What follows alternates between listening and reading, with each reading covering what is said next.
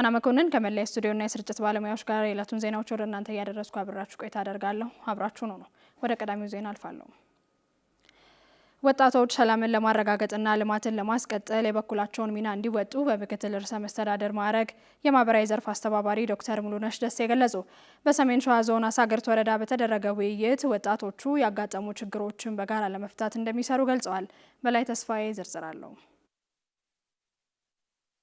ሰላምን ለማጽናትና በሙሉ አቅም ወደ ልማት ለመግባት የወጣቶች ሚና ምን መሆን አለበት በሚል የአማራ ክልልና የሰሜን ሸዋ ዞን ከፍተኛ የሥራ ኃላፊዎች በተገኙበት በአሳግርት ወረዳ ይናገር ከተማ ውይይት ተካሂዷል። ወጣቶቹ የልማትና የመልካም አስተዳደር ጥያቄዎችን አንስተው ዘላቂ ሰላምን ለማረጋገጥም የድርሻቸውን እንደሚወጡ ገልጸዋል። እኛ ልማት እንፈልጋለን። የይናገር ወጣት የሰላም ወጣት ነው። ሰላም ታታሪ ወጣት ነው። ከሰራን ሰላም ይመጣል። እማንሰራ ከሆነ ግን በርካታ ወጣቶች እየተመረቁ ስራ አጥተው ቁጭ ነው ያሉት። አንዱ መልሱ ተመልሷል ተብሎ መንግስት አመለሰልን። ይሄ ምንድነው የምፈልጉት ይባላል። ከዛ እየተጣራ ሲመጣ የማይመለሱበት ነገር የለም። የአማራ ወንድም እህት ሆነን የምንኖር ሰዎች ባንገዳደል በውይይትና በድርድር ብንፈታው የሚል ሐሳብ ስላለኝ ነው። የልማት ስራዎችን ለማስቀጠል በቅድሚያ ሰላም ላይ በጋራ መስራት እንደሚገባ የወረዳው ዋና አስተዳዳሪ አላዩ ብሬ አሳስበዋል። ና አይጠቅምም ከጫካ ውጣ ብሎ ወደ መንግስት ሊያቀራርብ የሚችል ወጣት፣ አዛውንት፣ ማህበረሰብ፣ የሀገር ሽማግሌ፣ የሃይማኖት አባት ጭምር ያስፈልጋል። ማንም ከሌላ ቦታ መጥቶ ይወጋን የለም፣ ጦር ይዞ የሰበቀን የለም። የራሳችንን ቤት ራሳችን እስካፈረስነው ድረስ የራሳችንን ያፈረስነውን ቤት መልሰን መገንባት ያለብን እኛና እኛ ብቻ ነን። ከግጭቱ የተገኘው መጠፋፋት ብቻ ነው ያሉት የሰሜን ሸዋ ዞን ምክትል አስተዳዳሪ ተክለየስ በለጠ ወጣቱ ሰላምን በማረጋገጥ ወደ ልማት መግባት እንዳለበት ነው የገለጹት።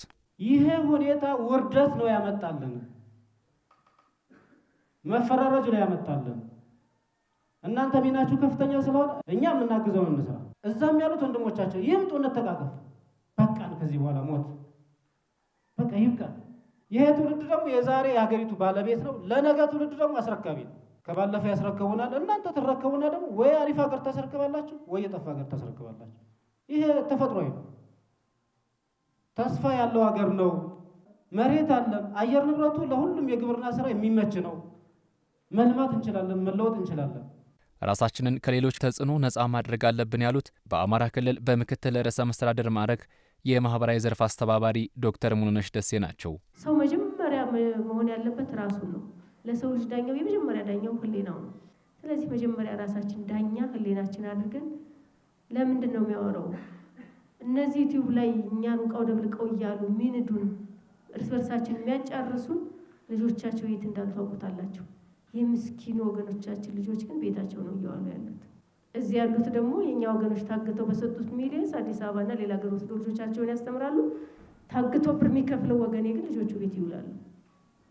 ግን በሚዛኑ ማየት ያስፈልጋል። ከወጣቱ ይህ በጣም ይጠበቃል። ወጣቱ በእውቀትና በክህሎት ራሱን ማዳበርና የሀገር ተረካቢነት ሚናውንም መረዳት አለበት ነው ያሉት። ራሳችሁን በእውቀትና በክህሎት አዳብሩ። በአስተሳሰብ ዓለም ምን ይመስላል? የ21ኛው ክፍለ ዘመን ዓለም ምን ይመስላል? አገር ምን ትመስላለች? ምን አይነት ወጣት ነው በዚህ ዘመን የሚያስፈልገው? አስተሳሰባችሁ በዚያ ቃኙት። የ25 ዓመቱ እቅድ ባለቤቶች ብዙውን ረጅሙን ጊዜ የምትፈጽሙት እናንተ ናችሁ። የተወሰናችሁት አሁን ባቀነው በ5 ዓመቱ ላይ እንድትሳተፉ፣ የተወሰናችሁት በሁለተኛው ምዕራፍ ላይ ይዛችሁ እስከ መጨረሻው የምታዘልቁ ወጣቶች እናንተ ናችሁ ተስፋዎቹ ለዚህ ክልል።